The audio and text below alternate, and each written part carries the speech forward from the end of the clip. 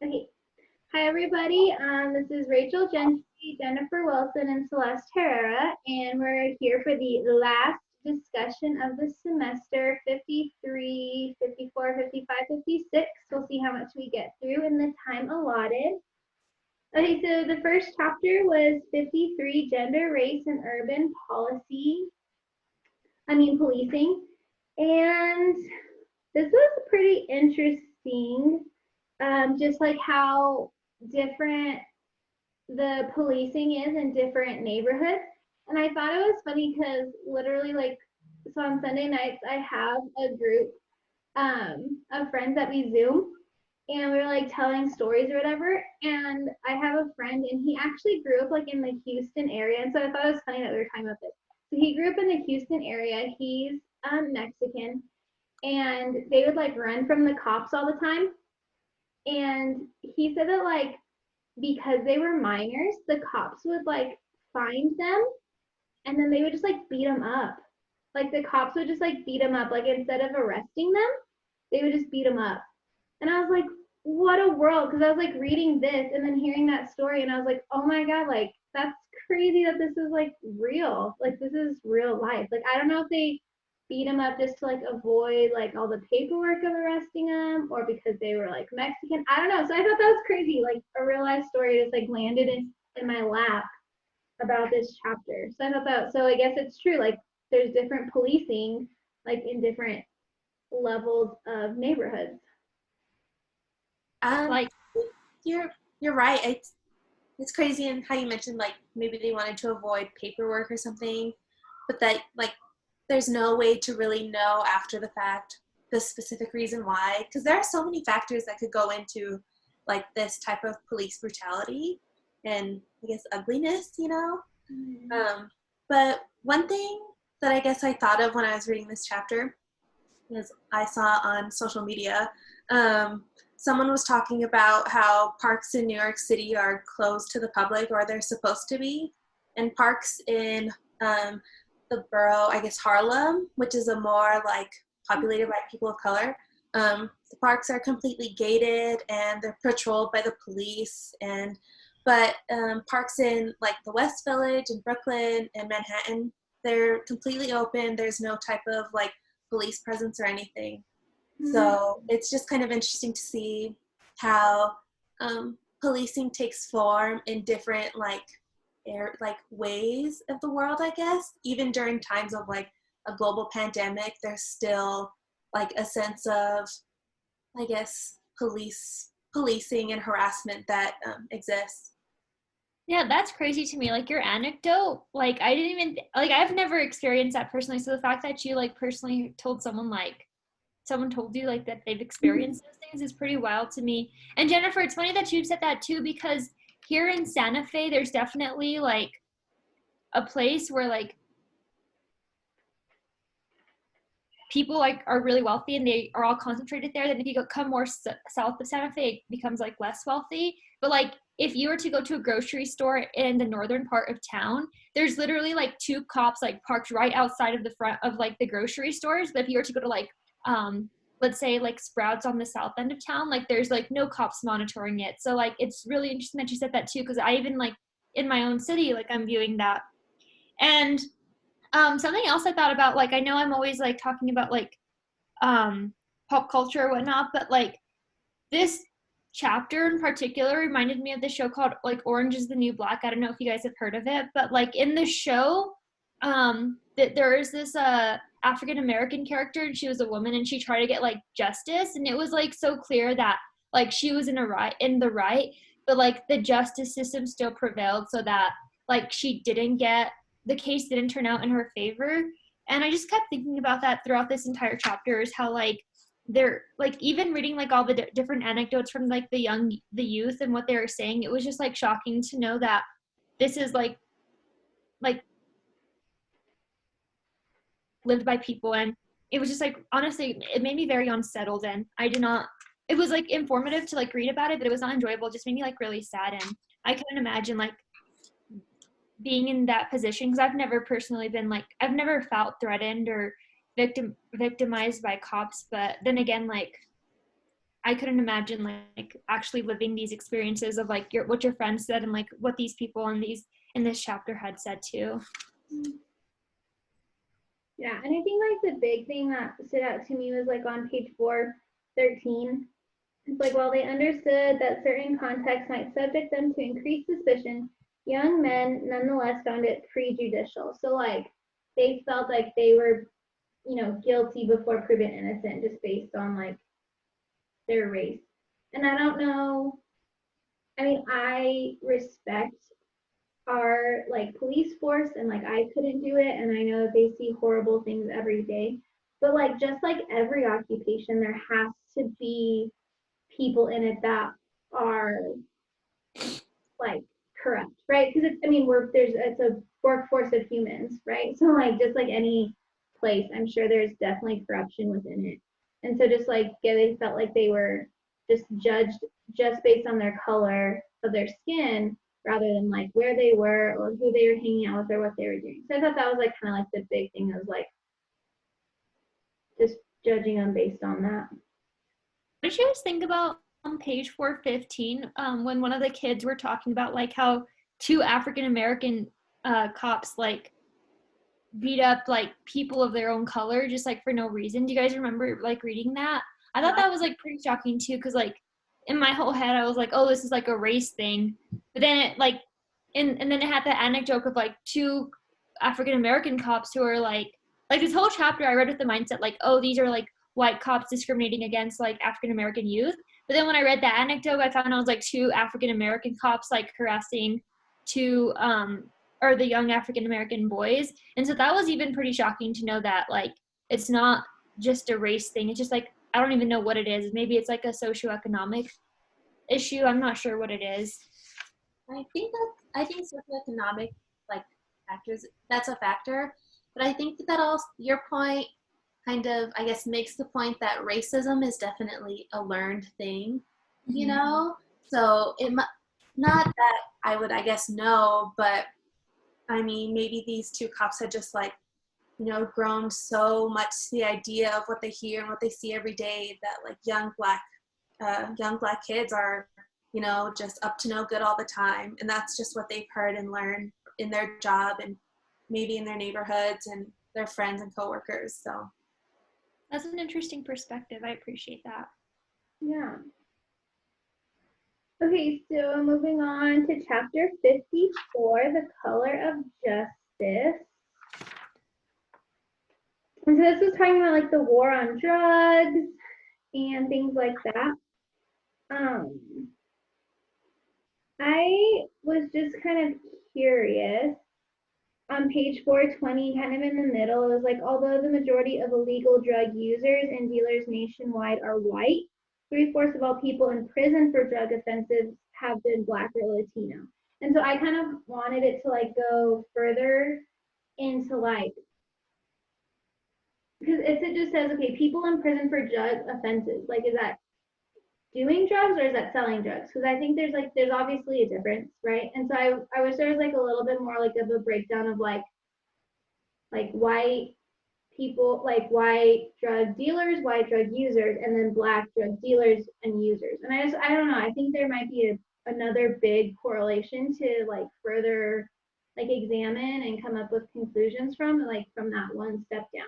But I thought that was interesting. Yeah, I think it's interesting that you brought up all the statistics on page 420, because like moving forward into page 421, it said like although like so many of the representation in actual jails is of like people of color, like if you like it said like on page 421 at the end of the paragraph on the top, it said like white youth have about 3 times the number of drug-related emergency room visits as their African American counterparts. And I put like 3 exclamation marks next to this because like if you look at the statistics, like things just don't add up. Like if let's say African Americans make 80% of like the cases in jail, but white youth only make up 3 times as much as African Americans who end up in like emergency room visits due to drug related reasons. Just like you said, like it just like the numbers don't make sense. And I think this is like a lot of these charges do lead to are because of like maybe the neighborhood that these students are in. Actually, it was funny, like when I read the statistics, like somebody told me that like students who go to private schools are more likely to go, like get involved with cocaine than students who go to like public schools.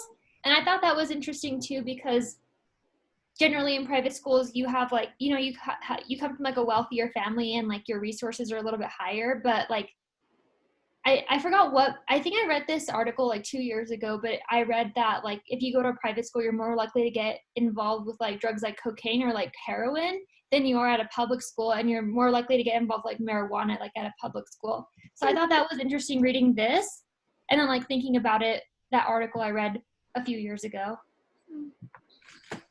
Well, going off of Rachel's point, I guess, and then following where Celeste had read, on that same page, it said that people are more likely to buy drugs from people who match their like genetic makeup or whatever, I guess.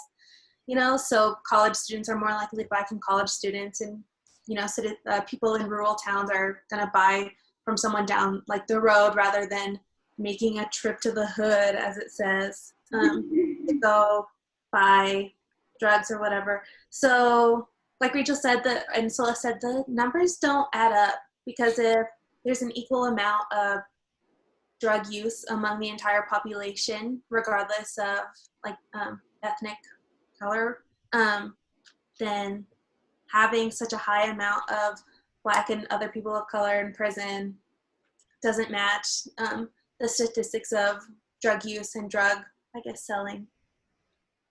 Right. The percentages, the numbers can be different because of like how many people are in a city, but then the percentages should be more the same, right? Like Right. if there's, you know, 100 people in a city and then half of them or whatever, if there's only 10 people in a city but half of them, like the percentages should be more the same. Like the numbers can be different, but the percentages should be the same. So that's definitely something to look into. Okay, we're already at 12 minutes. Do you guys want to do 55 or 56? Doesn't matter to me. I don't. Let's do 55 then. Okay. So that one was rape, racism, and the law. And of course, like anytime you talk about rape, like that's a very like intimate conversation. And so I mean, being a high school teacher, you hear about it a lot and you get students that come to you about it a lot. So it's like definitely an intense subject, I think for sure. It definitely needs to be talked about. But I thought it was super interesting. I thought I highlighted it, but like there was a gay white man that was, or no, that's a different thing. Never mind. I jumped to 50, the other one. But I thought it was interesting on 426 that like they use, like back in the day, like they were allowed to use race to like make assumptions in the court. Like, because you are this color, I can make this assumption about you. I thought that was so crazy. Like I had no idea that used to be allowed. Yeah, it's it, like Celeste said, I feel like these chapters have can make us uncomfortable and make us feel like, I don't know, like it's so incredibly hard to believe that this is a thing that exists almost. But obviously these like stories and these articles make a lot of make a strong point, and the examples that they use and the stories that they use can be very like touching and personal to people, because and on that same page, but in I guess a couple of paragraphs above, it talks about the Scottsboro Boys in Alabama in the 1930s, and I remembered I had heard that before for another reason. I looked it up, and that's one of the cases that had influenced Harper Lee to write To Kill a Mockingbird. So I think it's just kind of interesting that, although, I mean, these cases, you know, they go on for years and years. It's not like this stopped in the 1930s, the like misjudgment of Black men against white women. But I guess just that they've always kind of, I guess, affected people in the way that they may still affect us, even, you know, back in the 50s and 60s. Yeah, I totally agree with that, Jennifer. When I was reading this chapter, it was like to like read from this, like the other chapters that we had today, they were more like studies, but like this chapter was more of like a historical glimpse of like what it used to be or the premise for rape in the past. And I just thought like, yeah, this chapter was appalling too, to know that like just on the basis of my color, just like as Rachel said, like I'm gonna be indicted for rape. And like even on page 428 when they mentioned how like a 10-year-old was raped by a man, but because she was not white and she was of color, the charges weren't taken seriously. Like that completely like shocked me and made me feel very like upset.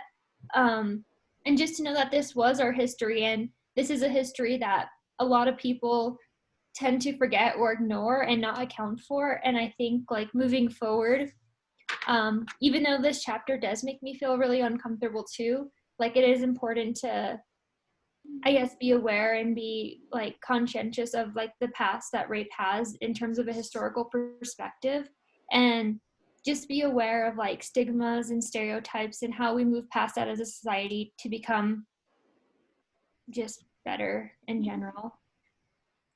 One more thing also is that I was reminded, you guys heard the story of Emmett Till? Yeah. Oh, well, in 1954, he was a very young boy. I think he was like 9 or 10. In 1954, he was accused of whistling at a white woman, and he was lynched and murdered in a very horrendous way. And there's a marker at the place, I think, where they found his body. And year after year after year, the marker keeps being destroyed. And so even like 2 years ago, there was a brand new marker put up as like a remembrance for Emmett Till.